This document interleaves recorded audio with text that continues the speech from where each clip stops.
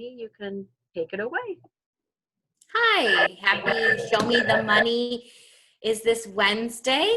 Happy Show Me the Money Wednesday. And I'm happy to be here as a speaker, and more importantly, I'm happy to be here as a person that is excited to share information about how to access financial literacy on behalf of First State Bank. I had shared that First State Bank is a locally owned and operated bank that's right here in Macomb County. So it's near and dear to our hearts to make sure that our neighbors have access to information that at times can be critical in our financial life. And many people didn't learn this at school or from mom and dad or an aunt and uncle. In fact, research shows that many adults, especially historically, have not been 100% comfortable with talking about finances with people in the younger generations. People in the millennial generations, but especially Gen X, probably didn't have too many serious conversations about budgeting, credit cards, how they work. It just was kind of known that talking about money is just something that's a private matter. And so many times parents were not comfortable passing along that information. So regardless if you're a grandparent or you're an aunt or uncle, or you yourself is just on a journey to seek information so that you can become more empowered when it comes to money, how it works, how to access it, what impact it has on your everyday life, I congratulate you, because what that means is that you're opening the door to just a little better financial future for yourself or somebody that you care about. Today, what I wanted to really point out were a few critical areas of financial literacy that we think are important for people to kind of recognize, particularly in our community. I am going to give you a few high-level pieces of advice when it comes to the topics that you should seek information on. I'm not going to get into the details or the minutia of how those particular items work, but what I am going to do is show you where you can access that information during a time frame that works for you in a really, really simple format, so that you can digest that information on your own. But I kind of wanted to give you the high level of what we really think that people should seek when it comes to financial information. So those topics are money basics. And when we say basics, we're talking about the things that kind of touch your life every day: savings, checking, credit scores. Credit scores, I cannot stress enough, impact so many areas of our life when it comes to insurance, when it comes to how we access money for home loans, or how much we pay in interest on everyday expenses. Credit is a kind of critical area that you should really, really seek out information on: how it works, how to access it, how to understand information on your report. That we have out there. Identity protection, which I believe that one of our counterparts in the community covered earlier today. Very specific, very important topic. Insurance, what is it? How does it work? How does it affect you? Overdraft is a critical one that many people are not familiar with the programs available. Our overdraft tutorial does not talk about First State Bank's overdraft program. What it does is talk about information pertaining to overdraft in general in the banking community. And then taxes. A couple of the other areas of knowledge that you should be prepared for, should you ever be in the position, is information on how buying a home works, how to start thinking about or planning for retirement. And that can start as early as in your 20s. If you are an entrepreneur at heart, or you know somebody that may be interested or does run a small business, there are a couple key topics that even most small business owners are not familiar with. We offer tutorials on that. I think it's also important that people understand the ramifications of taking and borrowing money, which is a loan, and how payments affect you and how those payments work. Paying for college is very, very hot topic right now. People are going back to school. We find that parents reach out to the bank because they still experience a funding gap, even if they're have children with scholarships or government loans, that sometimes they don't have the funds in order to fill a gap. So there's lots of paying for college information, and it's important that people that have a college-bound student or have attended college and have a loan on their record that they may be struggling with, to get a little bit of information on how college loans work. We have some calculators out there. And then last but not least, this is a very important topic that often pulls on many of our heartstrings, but we're not aware that it's such a big problem in the community, not just Macomb County, but throughout the state, throughout the country, is elder fraud. There's some information that we have on our site that is in particular in regards to helping protecting those people who are a little bit more elderly and oftentimes are victim of scams or of abuse by people that are close to them. So there's some tutorials out there that can help you with that. So without further ado, those are the basic topics that we think are really important to give the community free access to. And when I say that our access to this information is free, it's 100% free and without obligation. And that was kind of a critical decision for us, because we never want somebody to feel though they have to leave their personal information behind in order to become financially fit. So when you access this information, we ask nothing in return. Our hope is that by building a strong community who is more financially savvy, that we help our neighbors, our friends, and naturally our bank remain successful. So it's our gift to you. Let me just show you how to get there. I'm going to share my screen, and if you can just give me a heads up, Miri, as to whether or not you can see what I'm seeing, that would be awesome. And I'm sharing right now. Did the screen change for you all? It did. We see your homepage. Okay, fantastic. So this is the First State Bank homepage, but what I'd write down if you're taking a quick note is just how to get there, and that's www.fsb.bank. Again, this isn't anything but a particular way to access some palatable financial education information, and this information is not in the form of a boring PDF or an age-old tutorial that is difficult to sit through, but these are palatable pieces of information that you can kind of do at your own pace. So I am going to give you an example of one that I think is really helpful. We're not going to go through the whole tutorial, but I kind of wanted to give you a feel for what you'd be in for if you visited this page, so that you can take an interest and find the tutorials that might work for you individually where you're seeking some more knowledge. So I chose Money Basics because first and foremost, it's where you should probably get started if you're on a financial literacy journey.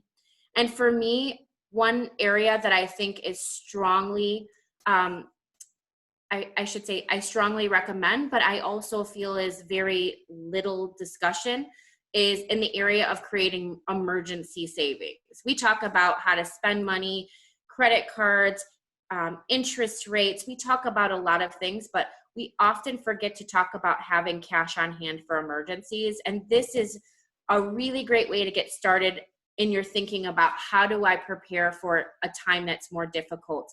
And many of us, especially during COVID, have experienced some changes in our budgets or weren't prepared for a reduced income. And an emergency savings is one of those things that can create a little bit of comfort during those times. And I completely understand. I've worked in a variety of capacities, from HUD-based housing to myself working at a nonprofit and really struggling after college. And so what I do know is having a little bit of extra cash on hand is critical. And even if it's $5 a week, where you can shave off $5 a week to put aside an emergency savings fund, it can be the difference when something happens to being able to make one additional rent payment and not. So it's one of the first tutorials, I think, on your journey is just how to create a mentality of creating an emergency savings, even when you're on a budget. And I know people who do this well, and I know people who make a lot and they have nothing in the bank. So this is a really, really great one to look at to get started. So if you're on our page and you are interested in learning about emergency savings, you can explore. So there are details of the tutorial are there, but if you click this button, what's going to happen is you're going to go to that particular lesson. And bear with me, I know it takes a moment from time to time. And I hope that it's not too much of a delay for you who are seeing this. So you can choose to mute it and just read through it, or you can choose to listen to the beautiful audio that they've provided, which I think is wonderful.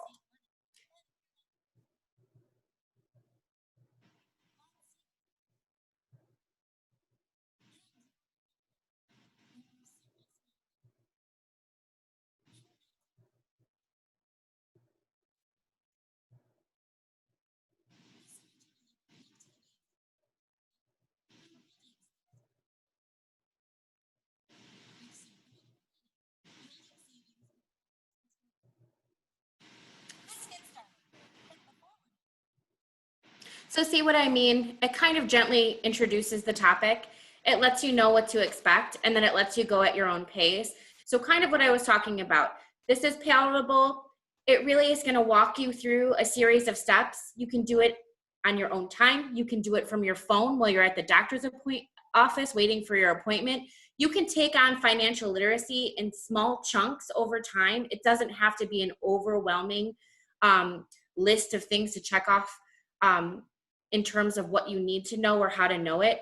Literally, you can consume this information and become a little more financially strong and start to make some personal plans for yourself while you're on the go. Like I said, this is really designed to be comfortable, whether you're on an iPad, a phone, or you're on your PC. I'm on my PC right now. I don't know about some of you, but no matter how you are consuming this information, you're really going to have access to something that's going to fit your screen, and it's going to be meeting you where you're at time-wise. When you go through this tutorial, when you come back to it, it should leave off where you left off. So you can get started when dropping off some kids and waiting in the parking lot. There's so many different ways to start thinking differently about learning about money and how it applies to your life. So does anyone have any questions about accessing the tutorial or how the tutorial might work? Amy, are these classes free or is there a charge? There is absolutely no charge, no name. We don't ask for a name. We don't ask for an email address. There is absolutely nothing. Literally what you just saw me do is the same thing that anybody would do. So it's anonymous. So you could go out here anytime, anywhere, and every single one of these topics that I've covered has specific information that has been procured or put together by financial literacy experts from across the country. And we are literally just providing this to anybody in the community that has a desire to learn. So there is no cost, and it's really up to you on your time and 24 hours a day. And so that's what I said. You could be in the waiting room at a doctor's office and say, you know what, I'm gonna learn a little bit about emergency savings today, leave off and come back to it when it works for you. And nobody's going to call you up and say, I saw that you were interested in building an emergency savings. There is no follow-up with the bank. We literally are providing this because we feel it's incumbent on banks to make sure people have access to this information. And so this is why I wanted to introduce this in this platform, is because literally just about every topic outside of the Show Me a Money event that you might be interested in is free and easy to access, and it's hosted by somebody in your community that cares. So does that make sense to everybody, that you can basically choose your own adventure here and there's no obligation for anything there? Anyone have any other questions about the site, how to access it, or the tutorials themselves? They're really just kind of, they walk you through it. It's not sitting in front of a video. It's literally there for you to do at your own pace. Did anyone want to see anything else when it came to what I showed? So this was the money basics, but if you navigate back to the menu, the buying the home will work the same way. There'll be several different topics under buying a home, what you need to do or think about when considering home ownership. Again, credit scores and reports. It's going to talk about what is a mortgage, how does it work. It's going to talk about accessing information about insurance. There's a calculator out there that you can play around with. So really, it's going to be at your pace and what you would like to know about. And again, every single topic has multiple topics underneath it that can really give you a depth of information, but you're going to take a look at what works for you, of course. Again, back to the education portion, you'll see the list that I had gone over before I went to the site itself, and feel free to play around with that. Does everybody have an opportunity, or did you have an opportunity to write down our website? You're going to go to www.fsb.bank, and you're just going to pull down the education menu. It's as simple as that. And it can be done, like I said, on a tablet, on a phone, or on a PC. So whatever works for you. Okay, no more questions there. Any other comments? All right, perfect timing. So about 15 minutes into... I'm sorry, I put a question in the chat box. Okay, let me see. For some reason, I don't have the chat box view. Is there anybody that... I do. Oh, here we go.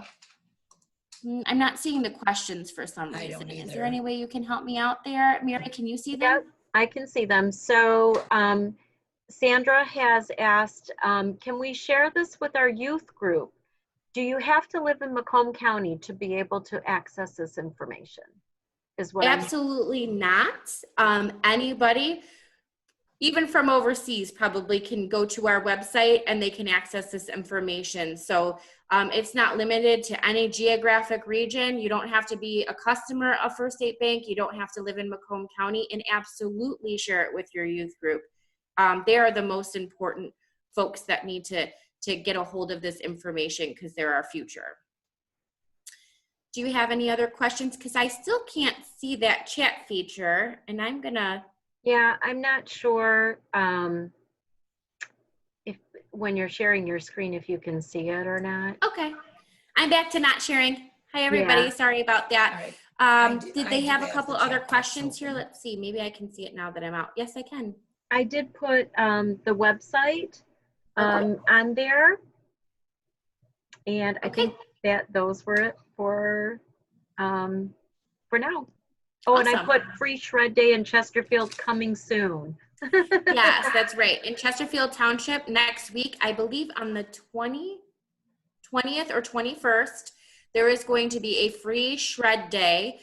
So those of you that heard about identity theft and are kind of interested now in offloading some of your personal documents, that is one of the best ways to do it, because they bring that shred truck there and they shred that information right in front of you. And so it's a great way if you decide to go through, especially it's very motivating listening to one of those identity theft seminars, that if you get a box together, you're more than welcome to come by that event. It doesn't matter if you're from Chesterfield or not. The information will be on the Chesterfield Township website, and I believe a few days in advance it'll be published on our Facebook page as well as our website. So I don't want to misdirect anybody, but if you want the information more quickly, I believe the township has it posted already. Okay, so on to my second topic. I shared with you how to access the information, some of the most high-level financial literacy topics.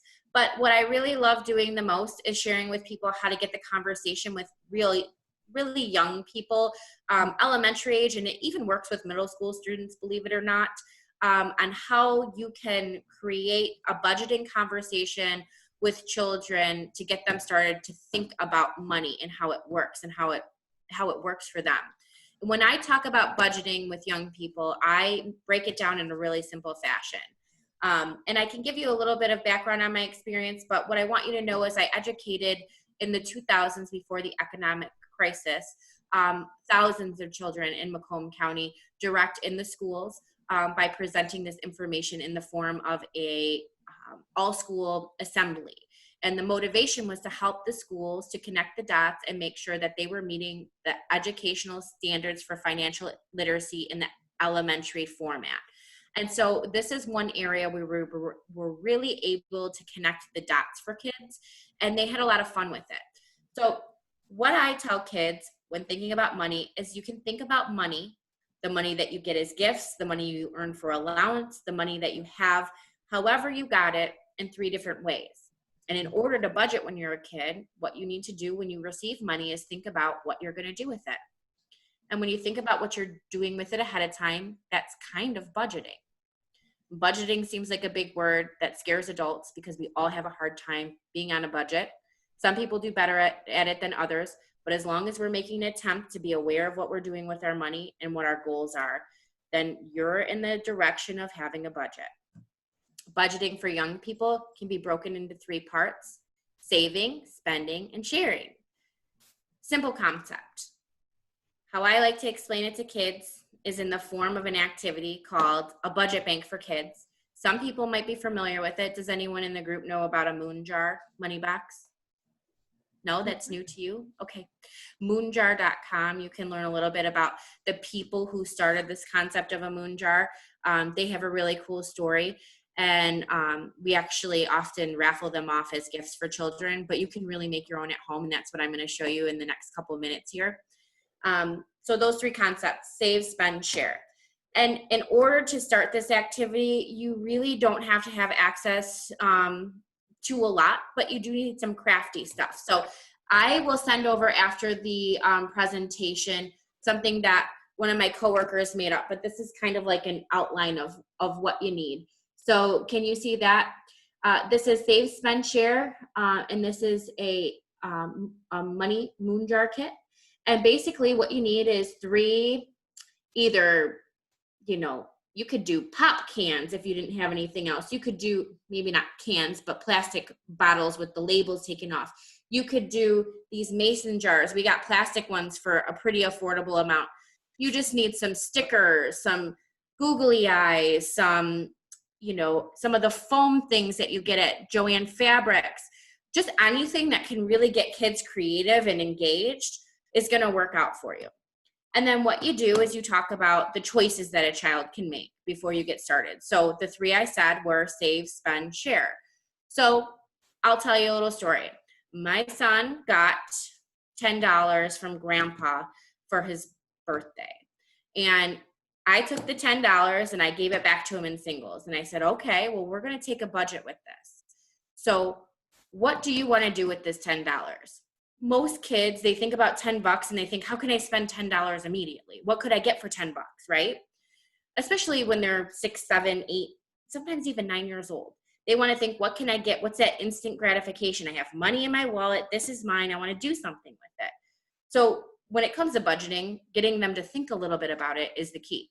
So that $10, I started to say, well, if you take $10, what can you get with it? And he's like, I don't know. Maybe I can get one of the small Nerf guns.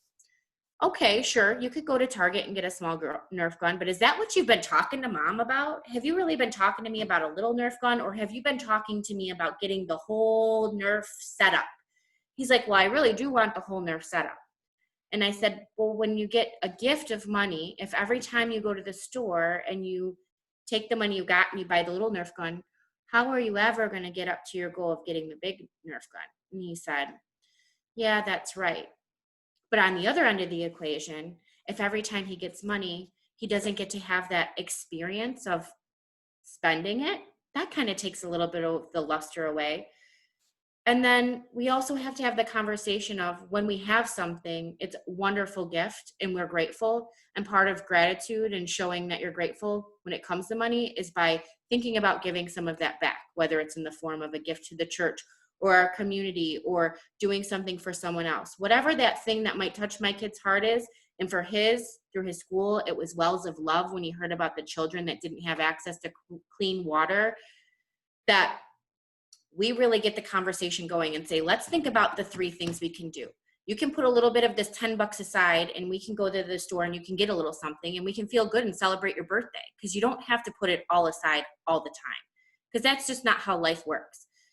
That's not how adults treat money either. So if you force your kids all the time to say, you have to save that, you have to put it in a college account, they don't ever get the pleasure and the experience of managing some money, and that can actually turn into a negative.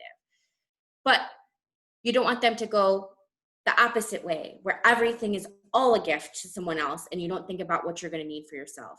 And you certainly don't want them to do what some people do, and is just spend every dime they get in their pocket. They're going to get that bubble gum every time they get $1 in their pocket.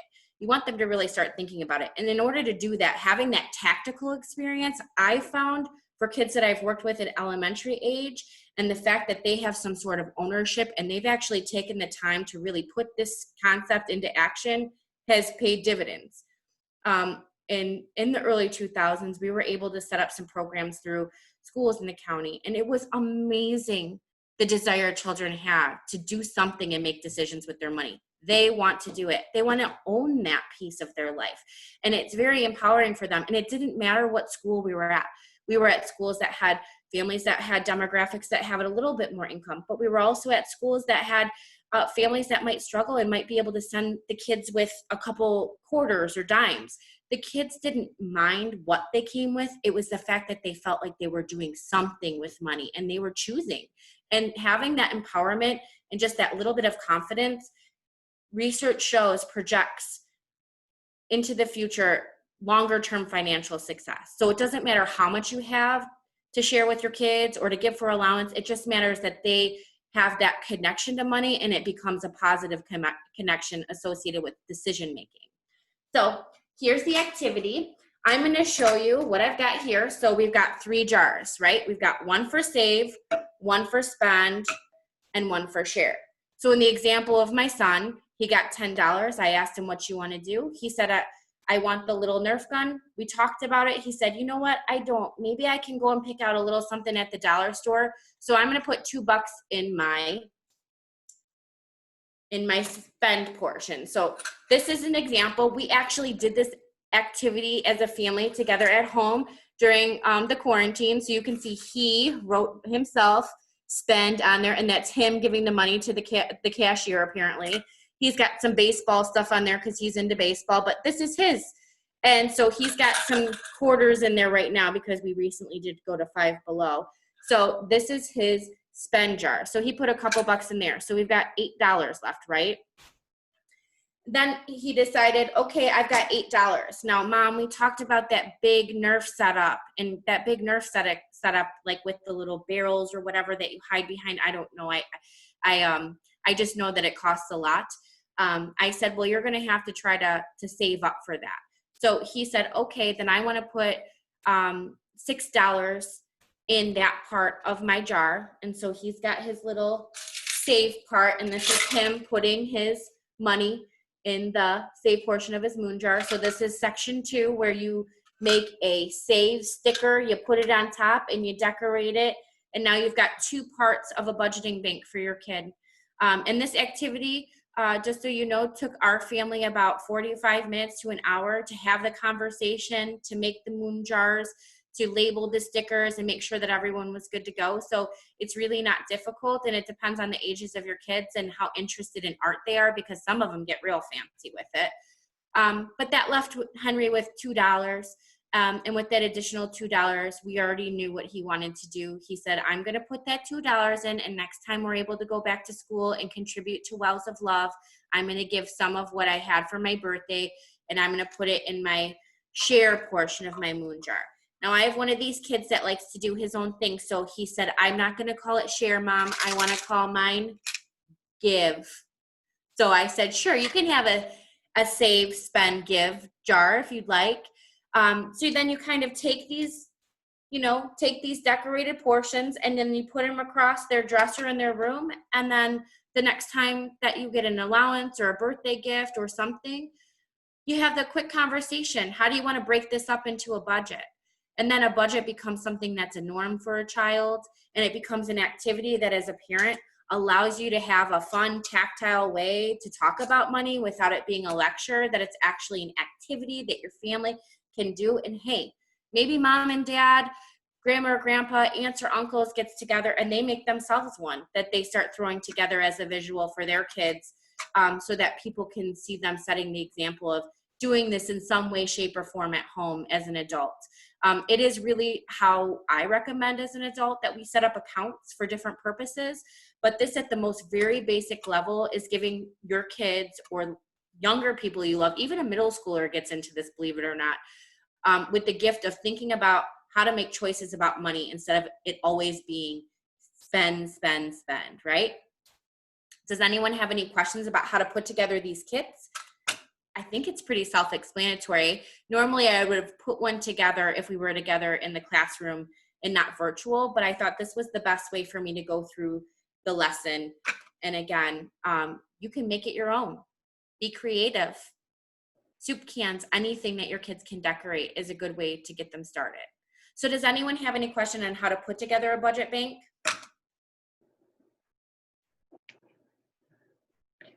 No? I don't see, oh, there's something in the chat box. Thank you. I appreciate Okay. that. Oh, it says it's Miss a great Wells, visual. I appreciate that. You're welcome. Thank you. You're welcome. It's actually pretty fun. I don't mind doing it. This piece, I'm going to get emailed, so there may be some opportunity for follow-up after this event, and I'll make sure that we get you a copy of this basically tool set, but you can pretty much be creative and do it on your own, however works best for your family. This is just my example. Amy, I think this is a great idea. And as in my previous life was an early childhood educator. So I think about how with young children, they have to do things over and over and over. And good habits are formed when you do this activity. And I think, man, I wish I would have, had been thinking about this with my, kids when they were little, because I often think too, even for myself, budgeting and, is like a bad B word, who wants to budget. How does that work, dude? So, but I do feel like it's great to, the more you do that, the more that habit is instilled. And as an adult, you're not afraid of your money.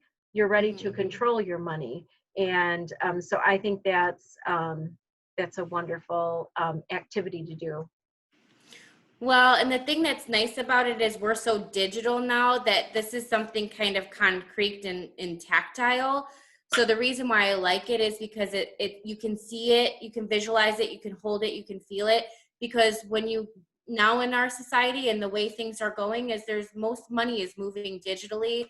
So if you can have this formative, like physical concept, I think it's a lot easier when you set up digital accounts to be able to think about your money moving from account to account when you have something concrete that you've learned in your younger years. And I think that sometimes that gets missed on elementary schoolers, so even for middle schoolers, because that leap from middle school into having a debit card or into having credit cards in college, many kids don't get this experience, and all of a sudden they're bombarded with credit card offers, or they're trying to manage accounts and ATM cards and debit cards, and not having the foundation of like how to even conceptualize budgeting can be a little bit overwhelming, because then you start adding fees and transfers and things like that in there, and this is a good foundation because it sets the stage for that later concept that you need to kind of establish. And I'll tell you, to be honest, most of my financial literacy learning was from personal mistakes I made in my early 20s. I usually, when I go in and talk to high school and college students, very frank about some of the mistakes I made because they're so easy to do. And I was an intern at a bank for my first, college job, and I had to learn in the school of hard knocks. So if that was my experience, I know that it's the experience of many. And so I speak from a place of experience and truth when I know that some of these things are not things that I talked about in my household either. And it's not any knock to my parents because it wasn't the standard. But now we have access to information, and the cool thing about videos like these is somebody could replay this and do this on their own on a weekend, and give this gift to someone else. And it's pretty simple, but somebody has to start somewhere. Okay, we do have a question in the chat box. Oh, hi. Can you tell me, as a grandparent and great-grandparent, if bonds are still a good way to save for your grandchildren? I think any saving that you do for your grandchild is good, but when it comes to what's going to be most applicable and really get you the most value for your dollar when it comes to saving on somebody else's behalf, that question I think is best left to either your individual banker who you're comfortable and trust. We don't sell as many bonds as we used to do in banks. Doesn't mean it's not a good option, but I think definitely talking individually with a personal banker that you trust, that you use through the bank or credit union that you're comfortable with, would be a good starting place there, so that they can give you that one-to-one advice, and then they can also explore other options with you that may be more fruitful for the child that you're saving for, when it comes to how interest works on some of those financial tools. So I wouldn't be comfortable making that recommendation to you as an advisor of financial literacy, but my recommendation to you is to certainly get started for that child if you're in the position to do so. But I would definitely make an appointment with a banker that you trust so that they can give you a couple options, and then you can weigh those options against each other before making the decision of what tool to use to save for your child. Oh, Miss Wells, that's a great question.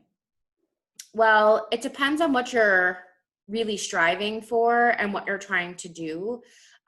So again, in terms of interest-bearing accounts, I mean, most of those are going to be in relation to savings. And right now, in the economic climate we're in, savings rates aren't as high as they've been in the past. And people have a plethora of options. As a representative of a bank, I know that there are some savings tools that can be helpful, but it just depends on what you're saving for, how long you're wanting to set that money aside, and really what your long-term goal is. So what I would love to recommend is the same that I recommended before, that if you're really looking for something personally, the best thing that you can do is maybe take a couple tutorials on saving to get familiar with the names of the accounts and how they work, and then going and saying, I have some interest in this area, so that your personal advisor that you sit down one-on-one could say, well, it looks like you're only trying to save for 6 months, so this is the best place to put your money.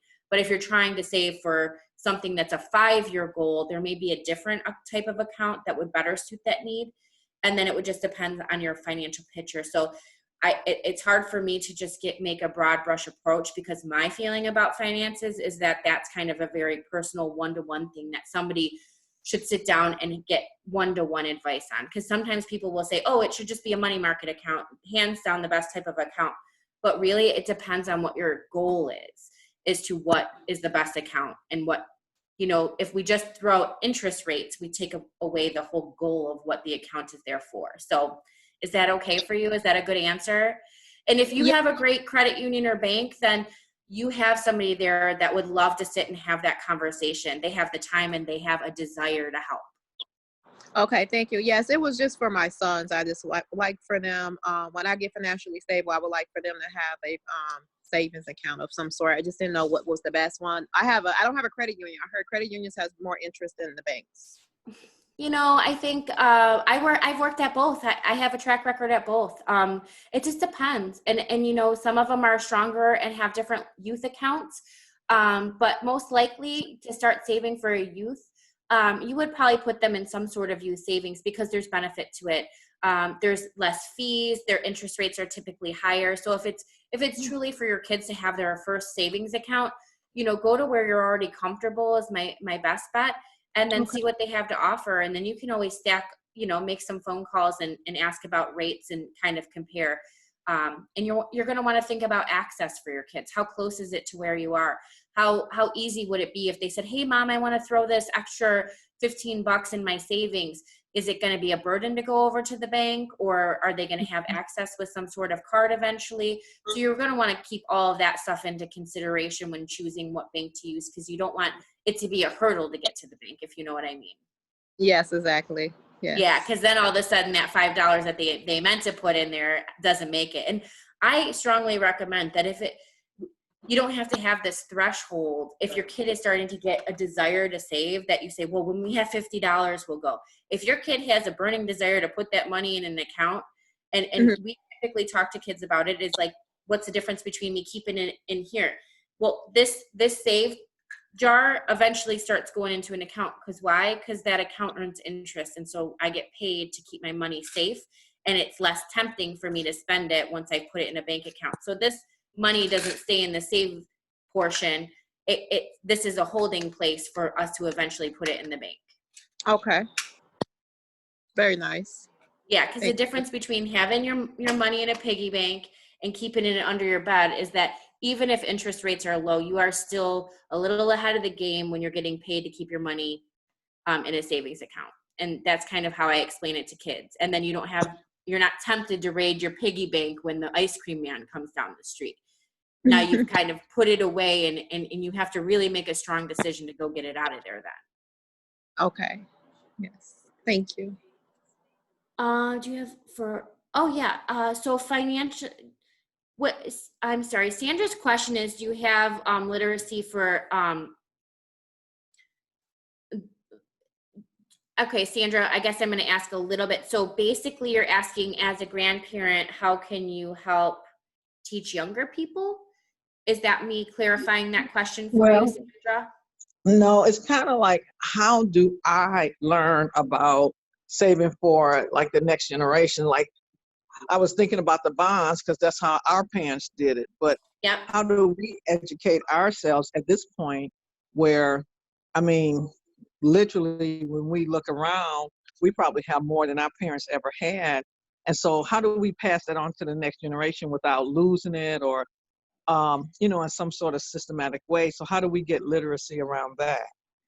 Okay, so if you have, if you're in the position of being able to save for your grandchildren, that is a wonderful position to be in. If you're in the position that you're looking at passing along money and you're trying to find out what tool will work for you, you are most likely in the position to talk to a financial advisor. And a financial advisor might sound like a scary term because I think oftentimes people think financial advisor, stocks, bonds, like, complicated financial tools, sales. But really, many banks and credit unions have a financial advisor that is either on staff or works with them, so that if somebody is in a position where they can start putting aside savings to hand down to somebody else, they're going to tell you the different ways in which you can do that. Whether it's like you want to put it aside for them in a way that allows them to have access to education, or if you just want them to have access to this money at some point. They're really going to be the ones that would say, here's the couple key tools you can use based on your budget and the timeline of when you want those grandchildren to have that money that you're saving for. Typically, financial advisors, they don't charge any money for their services. They shouldn't.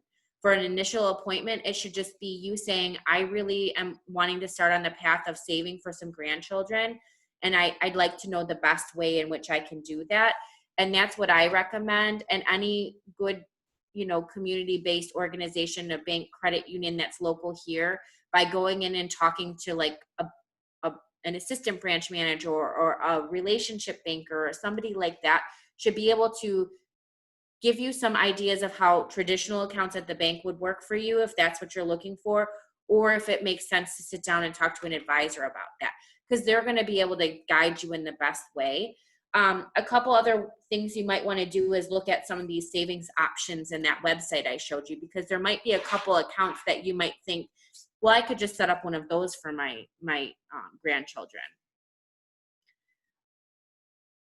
Okay, well, I was just saying, I don't want to be embarrassed because I want to start small, but I don't want to not start. So I guess that's why I was asking. Well, another option too, because I know what you mean. Because like I said, those people sometimes are intimidating, and I know that sometimes that makes people not make the step. So if you're most comfortable, then you can start just adding an extra savings account onto yours, and when you get to a certain amount, maybe you transfer it into a longer term savings that has more interest.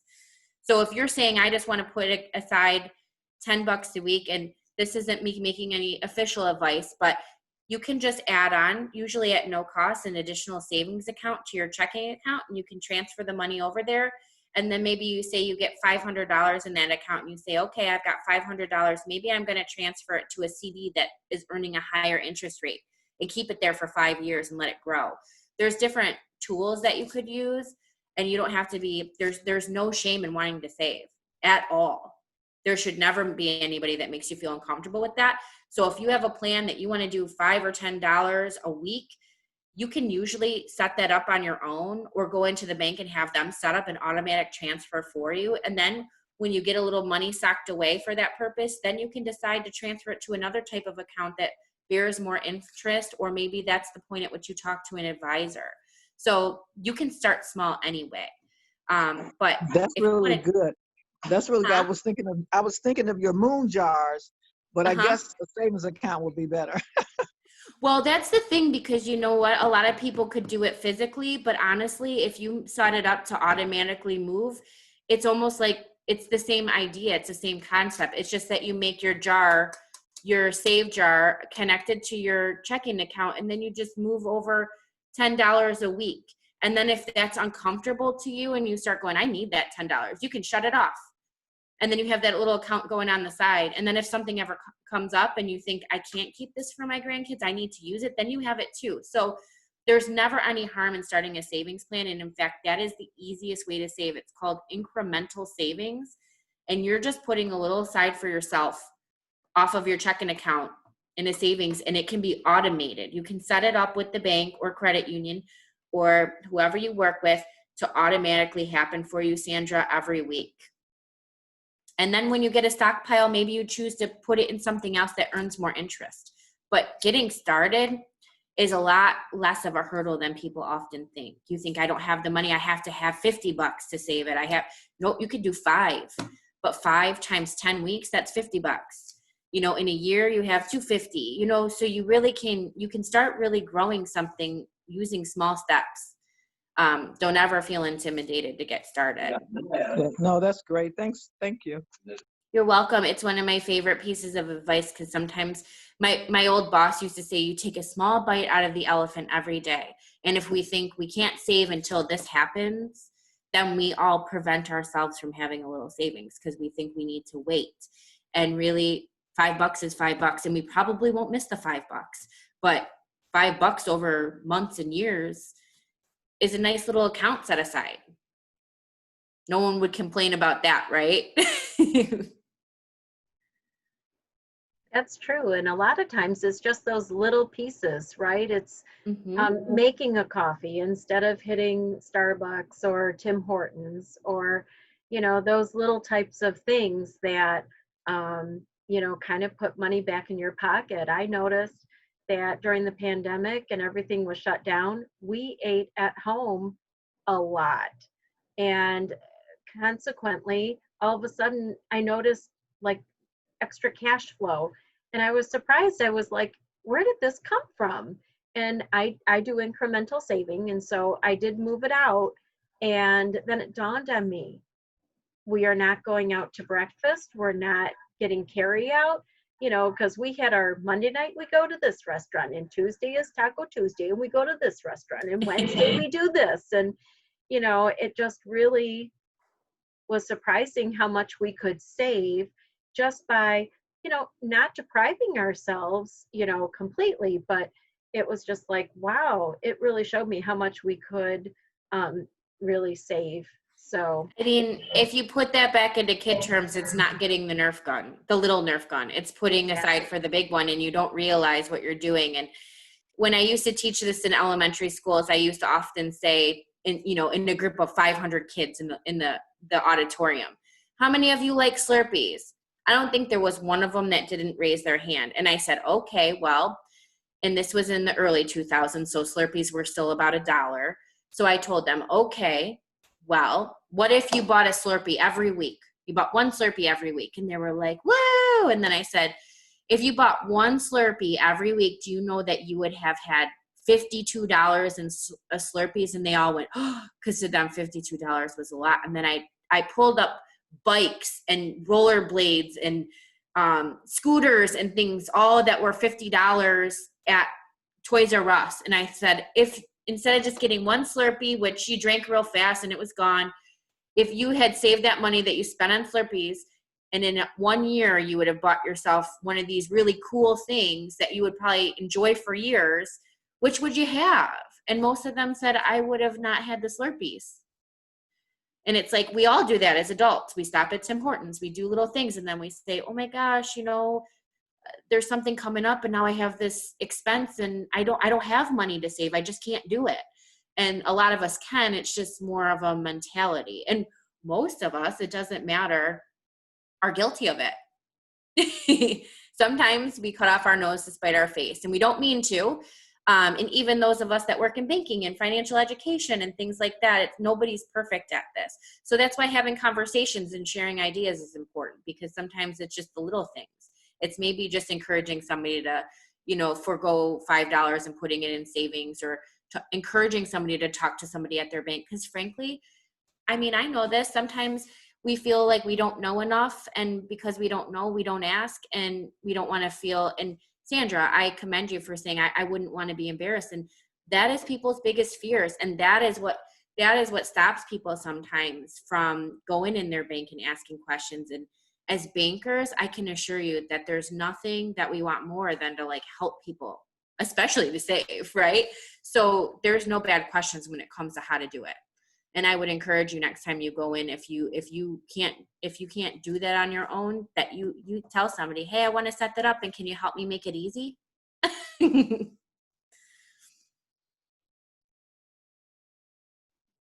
Do we have any other questions?